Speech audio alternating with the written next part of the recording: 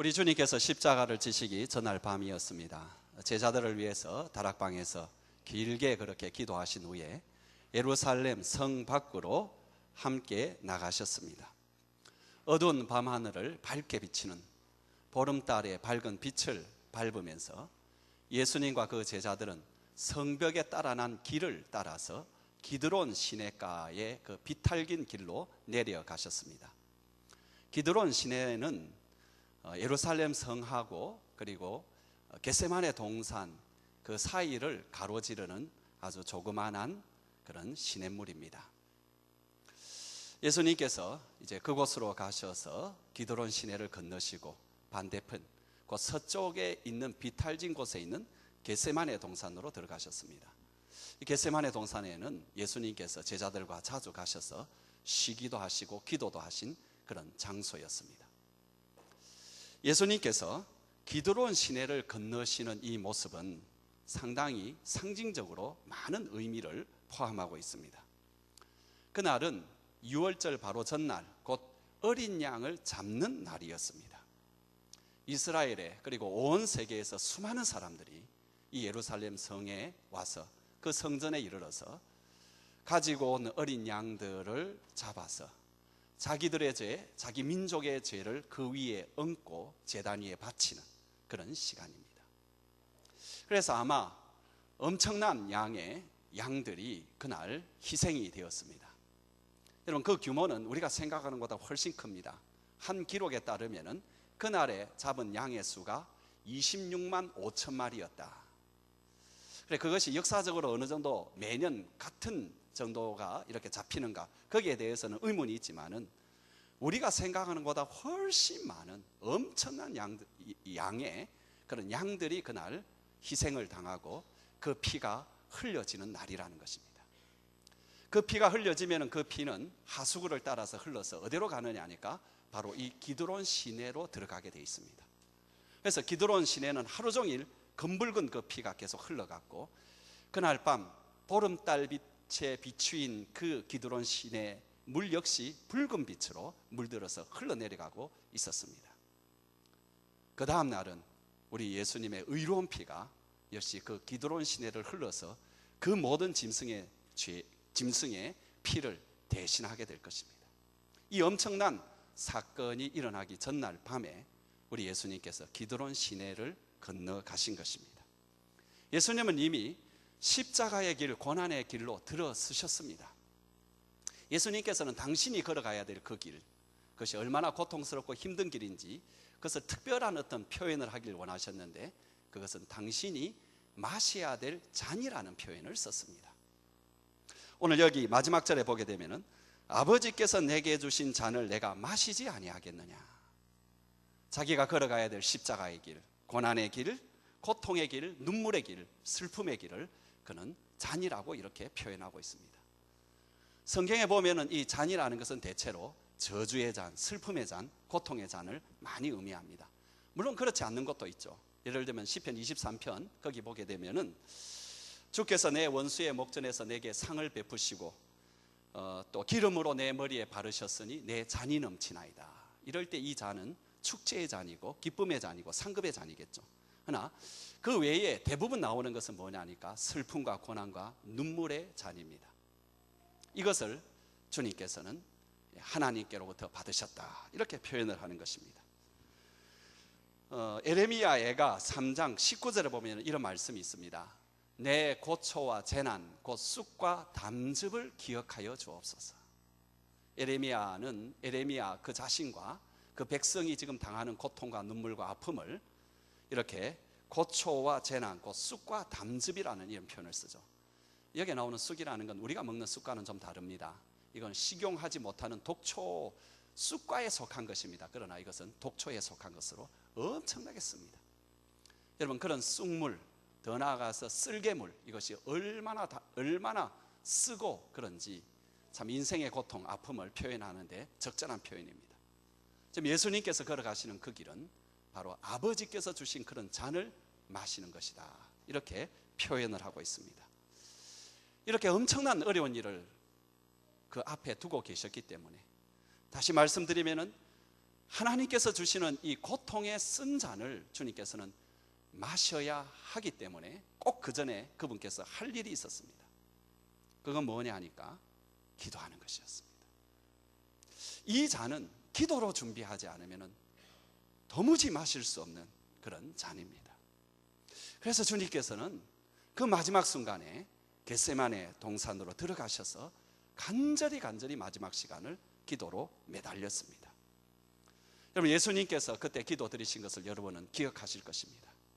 3번이나 하나님 앞에 그 얼굴을 무릎 사이에 넣고 간절히 간구할 때, 아버지여, 만일 아버지의 뜻이거든 이 잔을 내게서 옮기시옵소서. 그러나 내 원대로 마시옵고 아버지의 원대로 하기를 원하나이다. 이렇게 간절히 기도했습니다. 얼마나 예수님께서 그 문제를 가지고 기도하셨는지, 예수께서 힘쓰고 애써도 간절히 기도하시니 땀이 땅에 떨어지는 핏방울 같이 되었다. 얼마나 힘쓰고 애써 간절히 기도하셨으면 그 땀방울에 핏방울이 그냥 맺혀가지고 떨어졌는지, 얼마나 그 속이 타셨으면, 얼마나 그 기도에 진액을 쏟아부었으면 이런 일이 일어났을까요? 겟세마네라는 그 말의 뜻은 기름을 짜는 틀이라는 말입니다. 이 말 뜻이 아마 그곳에는 올리브 기름을 짜는 틀이 있는 집이 있었던 것 같습니다. 그래서 예수님이 지금 기도하는 이 동산을 가리켜서 겟세마네 동산이라 이렇게 부르는데, 여러분, 예수님께서 기도하시는 모습이 마치 이 기름 짜는 틀과 똑같습니다. 올리브 열매를 그 기름 틀에 넣으면 그것이 으개지면서 거기에서 그 기름이 새어나옵니다. 마찬가지로 우리 예수님께서는 우리의 구원을 위해서 자신의 온몸을 으겠습니다. 근데 그 일을 하기 직전에 기도하시는 모습도 그 몸을 완전히 으개서 하나님 앞에 기도하는 모습을 볼 수가 있습니다. 얼마나 간절히 기도하시고 얼마나 애타게 기도하셨든지 주님께서는 그 피가 그 땀에 섞여 나오는 그 기도를 드리셨습니다. 사랑하는 성도 여러분, 하나님께서 예수님에게 주신 그 길을 걸어가기 위해서 주님께서는 그렇게 기도하셨는데, 오늘 우리도 주님의 일을 하려면, 주님께서 주신 그 길을 우리가 따라가고 주님의 사람으로 살려면 우리도 그렇게 기도해야 됩니다. 주님의 기도하는 그 모습, 힘쓰고 애써 더욱 간절히 기도하시더라라는 이 모습이 저와 여러분에게 있으면 참 좋겠습니다. 내가 그래도 복음을 받은 사람으로 살도록, 복음에 합당한 그런 삶을 살도록, 더 나아가서 복음을 위하여 사는 사람이 되도록, 더 나아가서 또 우리가 믿지 아니하는 가족들, 믿지 아니하는 친구들, 그런 사람들의 구원을 위해서 우리가 참 애써야 될 그런 기도의 모습이고, 또한 하나님께서 우리에게 주신 그런 사람으로서 살아가기 위해서 의미 깊은 그런 삶, 좀 바른 그런 삶, 내 마음도 좀 나를 인정할 수 있는 그런 삶, 하나님도 인정해 주시는 그런 삶, 그런 삶을 살기 위해서 우리에게 정말로 필요한 것은 바로 이 기도입니다. 우리의 기도 자세가 바꿔져야 됩니다. 여러분, 나태하고 게으른 기도 생활이 청산되고 정말로 기도를 하는 그런 사람으로 제가 변화되었으면 좋겠습니다. 더욱 간절히 부르짖고 애써서 기도하는 그런 삶, 우리의 마음에 불평하고 불만하고 또 원망하고 두려워하고 염려하는 그런 순간들을 만일 하나님 앞에 부르짖는 그런 기도로 바꾼다면 저와 여러분의 삶이 변하지 않겠습니까? 하나님의 기적이 일상사가 되는 그런 역사가 일어나지 않겠습니까? 여러분, 그런데 그런 기도는 저절로 오는 것은 절대로 아닙니다. 저절로 절대로 오지 않습니다. 누구에게 오느냐 하니까 기도하기를 애쓰는 사람에게 오는 것입니다. 힘써 기도하기를 애를 쓰고 간절히 기도하기를 애쓰는 사람에게 바로 이런 기도 속에 들어가는 축복이 있습니다. 형제 자매 여러분, 우리 모두가 그 기도 속으로 한번 들어가 봅시다. 우리의 삶의 가장 소중한, 손해볼 것이 없는 것이 아니라 우리의 삶을 획기적으로 변화시킬 바로 이 기도의 삶에 저와 여러분이 함께 들어가 봅시다. 이번 한 주간이 고난주간입니다. 저희 교회에서는 고난주간 특별 새벽 기도회를 갖습니다. 여러분, 고난주간은 주님을 위해서 있는 주간이 아닙니다. 우리를 위해서 있는 주간입니다. 어제 제가 장례식에 가서 장례식을 인도하면서 느낀 것이 뭐냐 하니까, 이 장례식은 죽은 분을 위해서 하는 것이 아니구나. 여기에 있는 유족들과 살아있는 사람들을 위해서 장례식이 있구나. 마찬가지입니다. 고난주간도 고난당하신 주님을 위해서 있는 시간이 아니라, 그 고난을 우리가 생각할 때에 우리가 주님께 가까이 나아가고, 그 고난 가운데서 주님과 관계가 끄끌러온 것들, 이런 것들이 끝이 나고 풀리고 주님의 사랑을 다시 확인하는, 여러분, 그래서 1년 중에 가장 복된 시간이 고난주간입니다. 고난주간에 신앙이 회복됩니다. 고난주간에 하나님의 사랑을 회복받습니다. 이 고난주간에 여러분, 기도하시기 바랍니다. 예수님처럼 기도하시기 바랍니다. 그래서 저는 이번 고난주간에 칼럼에도 그렇게 썼지만은 설교를 좀 짧게 하려고 합니다. 여러분들이 주님과 좀 기도하는 시간을 그렇게 많이 주려고 합니다. 그런 시간을 통해서 주님과 회복하는 여러분 되시길 주의 이름으로 축원합니다. 우리 주님께서는 기도로 하나님 아버지께서 주신 잔을 마실 준비를 다 마치셨습니다. 그래서 그 뒤의 모습을 보게 되면은, 여러분, 이런 간절한 기도가 있었기 때문에 이제부터 주님께 일어나는 그 모든 일에 대해서 주님께서는 담대하고, 그리고 주저함이 없이 그 주님께서 주신 고난의 잔을 다 마시는 것을 볼 수가 있습니다. 근데 저는 여러분, 오늘 여러분과 함께 집중할 말씀은 주님께서, 아버지께서 주신 잔을 어떻게 마시는가, 저는 여기에 좀 더 오늘은 좀 우리의 눈을 좀 두려고 합니다.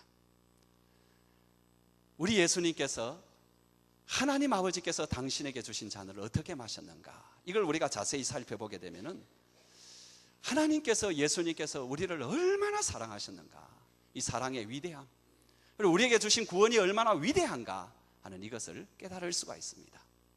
더 나아가서 우리도 이 땅에 주님의 부르심을 받아서 주님의 길로 행하는 저희들이 어떻게 주님의 길을 걸어가야 될까 하는 아주 중요한 지혜를 얻게 됩니다. 우리 주님은 당신께 주신, 그 하나님께서 주신 그 잔을 어떻게 마셨나요? 첫 번째로는 우리 주님께서는 그 잔을 아주 기뻐하시면서, 자원하시면서 그것을 마시셨습니다. 억지로 마시지 아니하셨습니다. 그럼 주님은 이미 가룟 유다가 예수님을 죽이려는 음모를 꾸미고 이것을 실행을 시작한 것을 알고 계셨습니다. 하나님이신 우리 예수님께서는 이미 가룟 유다가 그런 마음을 품고 있는 것도 진작에 알고 계셨고, 그리고 지금 이 일을 행하고 있는 것을 알고 있었습니다. 그래서 만일 죽음을, 이런 가룟 유다의 배반과 그로 인한 죽음을 회피하기를 원하셨다면 지금 예수님께서는 절대로 겟세마네 동산에 가서는 안 됩니다. 2절에도 보면은 가룟 유다도 이 장소를 알고 있었다, 이렇게 이야기하고 있습니다. 여러분, 무엇 때문에 가룟 유다가 뻔히 알고 있는 그 장소에 가겠습니까? 그럼에도 불구하고 예수님은 겟세마네 동산으로 가셨습니다. 십자가를 질 그 준비를 기도 가운데 다 마치시고 가룟 유다가 찾아오기를 주님께서는 기다리고 계셨던 것입니다. 가룟 유다가 군병을 이끌고 체포하려고 왔을 때에도 주님께서 원하신다면 하늘의 천사들을 12군단 더 넘게 동원할 수 있었습니다. 여러분, 마태복음 26장 53절에 너는 내가 내 아버지께 구하여 지금 12군단 더 되는 천사를 보내시게 할 수 없는 줄로 아느냐. 우리 예수님께서 마음만 먹은다면 그 죽음을 피할 수 없겠습니까? 지금 그 군병으로 온 사람은 많아야 10몇 명입니다. 한 20명, 30명 정도 왔는지 모르겠습니다. 12군단이 넘는 그런 천사를 주님께서는 동원하지 않았습니다. 당신에게 있는 영광과 권세를 사용하지 않았습니다.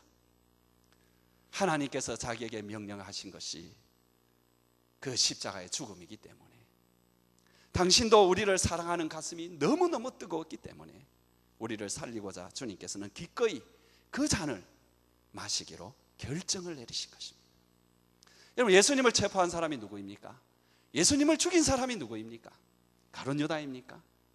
빌라도입니까? 대제사장들, 또 장로들입니까? 군중들입니까? 로마 병정입니까?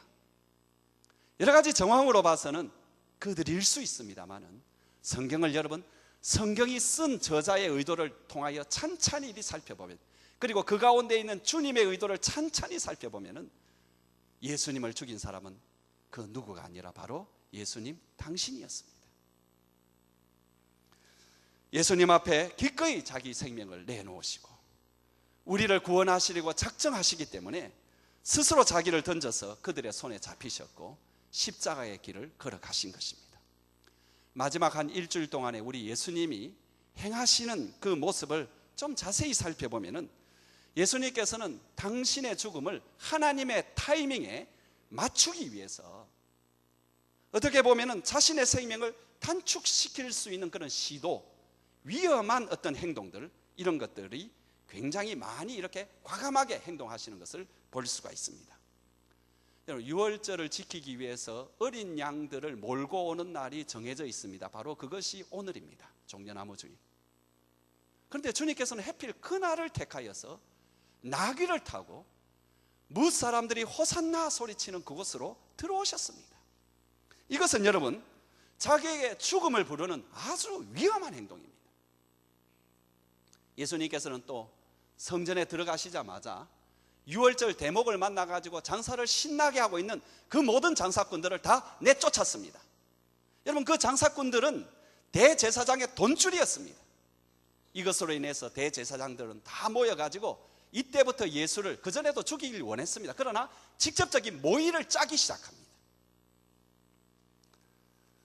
그리고 난 뒤에 조금 뒤에는 죽은 나사로를 무덤에서 살리셨습니다. 여러분, 이 일로 인해서 수많은 사람들이 이제 예수를 믿는 것처럼 보이고 예수를 따라가는 것처럼 보이고 그렇게 되었습니다. 여러분, 이 일이 나중에는 결과적으로 예수를 죽이는 확실한 여러분 하나의 모티브가 됩니다. 하나의 동기가 되어버립니다. 여러분, 예수님께서 왜 이렇게 위험한 행동을 하셨을까요? 기꺼이 자기 생명을 우리에게 주시도록 하기 위해서입니다. 요한복음 10장 11절에 주님은 이렇게 말씀했습니다. 나는 선한 목자라. 선한 목자는 양들을 위하여 목숨을 버리거니와. 여러분, 주님의 말씀이 무슨 말씀입니까? 주님은 목숨을 빼앗긴 것이 아니라 자신의 목숨을 기꺼이 자원하여 버리셨다라는 것입니다. 여러분, 18절에는 또 이렇게 말씀합니다. 이를, 내 목숨을 내게서 빼앗는 자가 있는 것이 아니라 내가 스스로 버리노라. 나는 버릴 권세도 있고 다시 얻을 권세도 있으니 이 계명, 이 명령은 아버지께 내가 받은 것이다. 주님께서는 우리를 위해서 자기의 생명을 자원하여 내어주셨습니다. 우리를 살리기 위해서 저주와 심판의 잔을 자원하여 기꺼이 마시셨습니다. 사랑하는 성도 여러분, 나에게 말씀하시는 주님의 음성이 들리십니까? 사랑하는 아들아, 사랑하는 딸아, 그 고난의 잔, 그 저주의 잔을 내가 억지로 마신 것이 아니야. 너를 위해서 내가 너무나 기쁘고 기꺼이 내가 마신 거야. 너를 살리기 위해서는 나는 그 모든 고난과 저주의 잔을 한 방울도 남기지 아니하고 나는 마시기를 원해. 우리의 저주와 우리의 심판을 홀로 당하기 위해서 주님께서 기꺼이 자기 생명을 내어놓으셨습니다. 내가 너를 사랑해. 내가 너를 살리기 위해서 이 잔을 기꺼이 마시는 거야.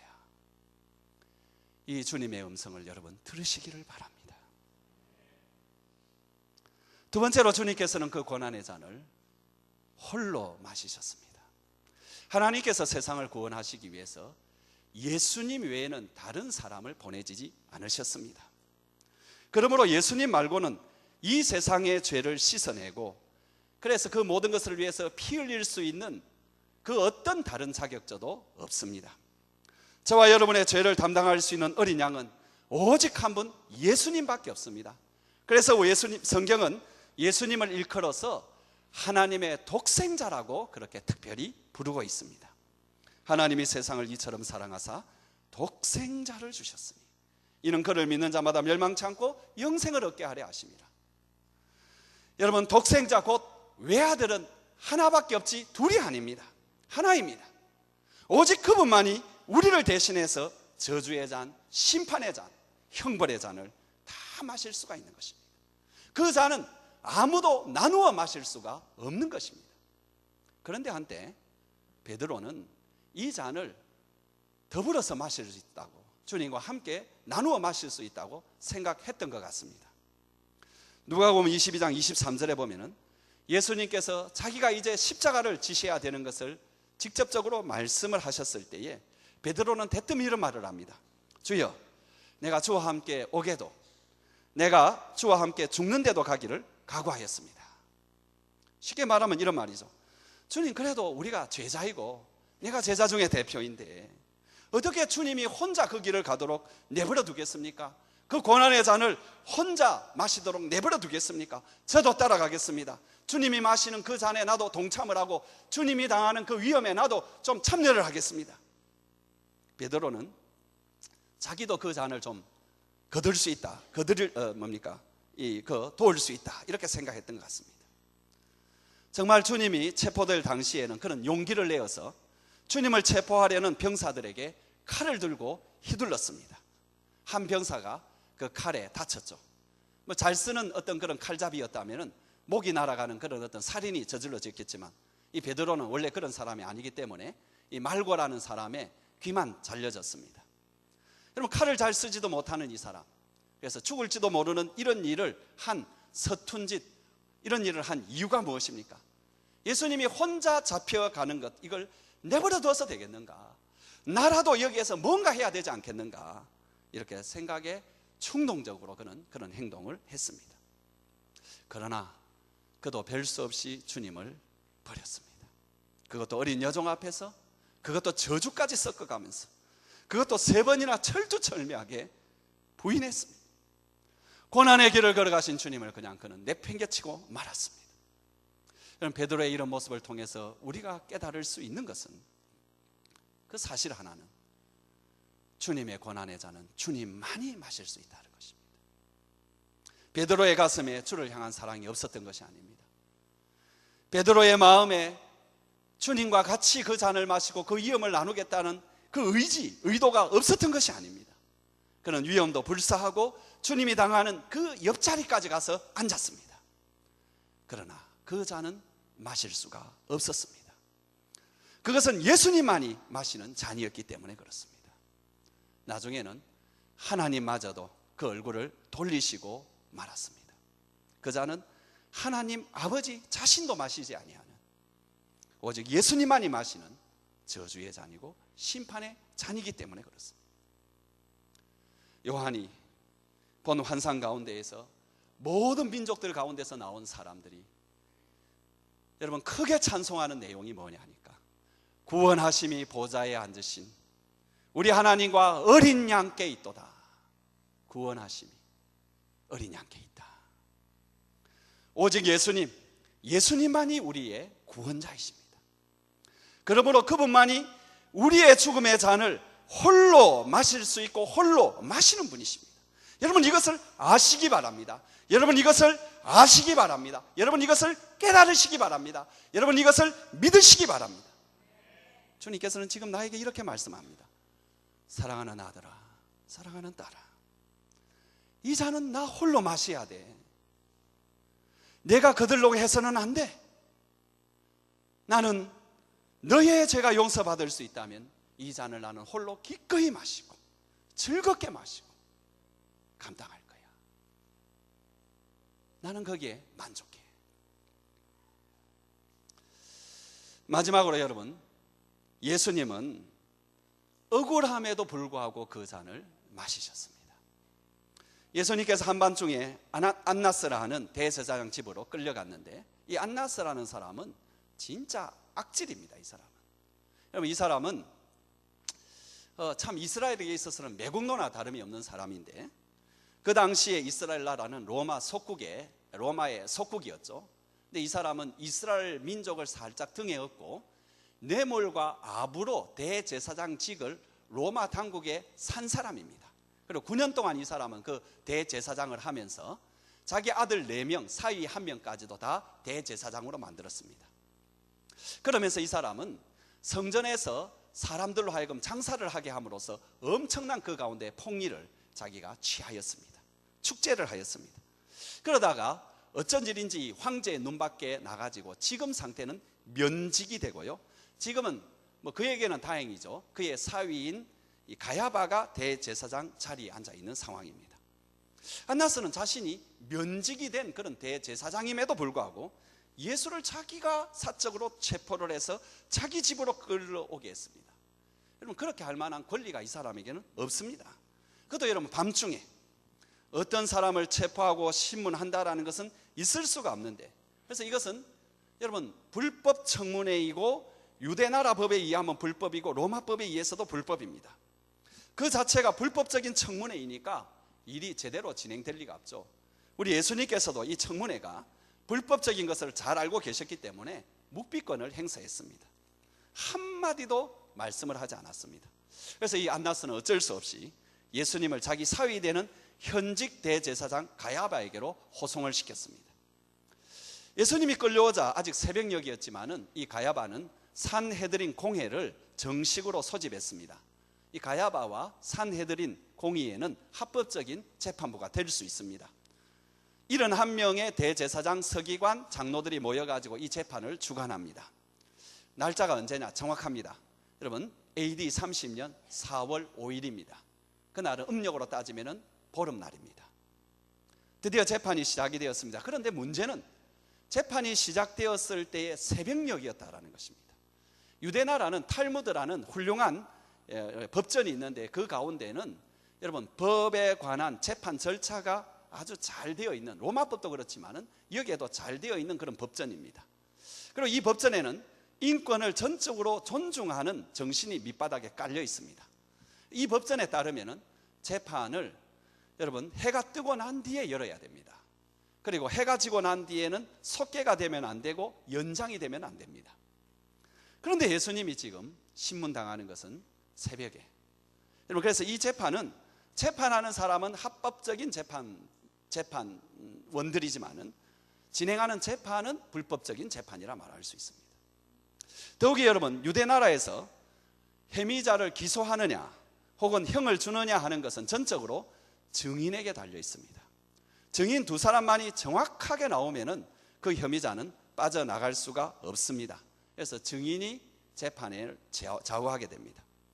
그런데 예수님을 재판할 때는 많은 거짓 증인들이 동원이 되었습니다. 한 사람은 이런 말하고 저 사람은 저 말하고 막 야단법석은 떠는데 하나도 제대로 된 혐의가 이렇게 나오지가 않았습니다. 그런데 마지막으로 나선 두 사람이 어떤 혐의를 이렇게 말을 하는데 이 혐의가 예수를 이렇게 죽일 수 있는 하나의 혐의가 되었습니다. 그 혐의가 뭐냐 하니까 이것도 여러분 거짓 혐의입니다. 거짓 증언인데 어떻게 말을 하느냐 하니까 우리가 그의 말을 들으니 손으로 지은 이 성전을 내가 헐고 손으로 짓지 아니한 다른 성전을 사흘 동안에 지으리라 하더라. 예수님이 이런 말 한 적 없습니다. 그런데 이는 일단은 혐의는 여러분 그들의 법에 의하면 가장 큰 혐의입니다. 왜냐하니까 성전 훼손죄는 가장 큰 죄에 해당되기 때문에 그렇습니다. 그런데 예수님이 그런 말 한 적 없습니다. 예수님이 성전을 헌다고 말한 적이 없습니다. 여러분, 이것도 여러분 이 두 사람이 말을 하는데 마가복음에 보게 되면 서로 말이 맞지 않습니다. 결국은 여러분 이 두 사람이 증언은 하는데 말이 맞지 않아가지고 이것도 무산이 되고요. 결과적으로 전체 분위기가 예수님의 무혐의 쪽으로 흘러가게 되었습니다. 그때 대제사장 가야바의 입장에서는 참으로 이제 낭패가 아닐 수 없죠. 만일 이 사건이 바로 처리되지 못하면 자기의 입지가 대단히 어려워질지 모르는 그런 위기감, 이런 것이 있었습니다. 그런 위기의식이 그의 마음을 압박해 오기 시작을 해서 그런 마지막에 남은 정면 돌파를 시도합니다. 그게 뭐냐 하니까 마태복음 26장 63절에 나오는 내용인데 예수님에게 이런 질문을 던집니다. 내가 너로 살아계신 하나님께 맹세하게 하노니, 자, 하나님 맹세하고 말해라. 내가 하나님의 아들이냐? 내가 하나님의 아들 그리스도냐?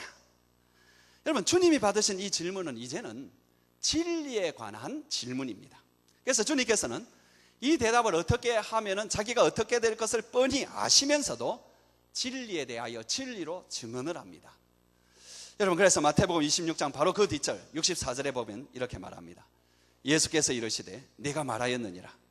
그러나 내가 너희에게 이르노니 이후에 인자가 권능의 우편에 앉아 있는 것과 하늘 구름을 타고 오는 것을 너희가 보리라.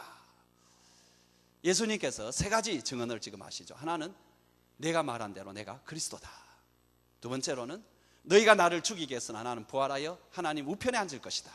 세 번째로는 마지막 때가 되면은 내가 온 세상을 심판하기 위해서 재림할 것이다. 여러분, 이 말씀을 하자 대제사장은 더 이상 무슨 말이 필요하고 무슨 증거가 필요하겠느냐고 자기 옷을 찢고 야단법석을 하면서 자기는 내려서는 안 될 사형 언도를 내려버립니다. 여러분, 그러면서 그 자리에서 예수님에 대한 집단 폭행이 일어났습니다. 여러분, 이런 인권을 짓밟는 불법 재판이 어디에 있겠습니까? 하나에서부터 10것까지 모두가 불법이었습니다. 밤에 재판한 것도 불법이고 약식으로 처리한 것도 불법이고 증인이 없으면서도 유도신문을 한 것도 불법이고 집단 폭행을 한 것도 불법이고 사형 언고를 내린 것도 다 불법입니다. 그런데 주님은 이 모든 억울함 가운데서도 그냥 그것을 그냥 마십니다. 변명 한마디 없이, 항의하는 몸짓 하나 없이 그냥 그것을 마십니다. 왜? 우리의 어떤 죄라도 용서하기 위해서 그 억울한 잔을 마시는 것입니다. 주님께서 그 억울한 잔을 마시면서 우리에게, 나에게 이렇게 말씀하십니다. 사랑하는 아들아, 사랑하는 딸아, 나는 좀 억울해도 괜찮아.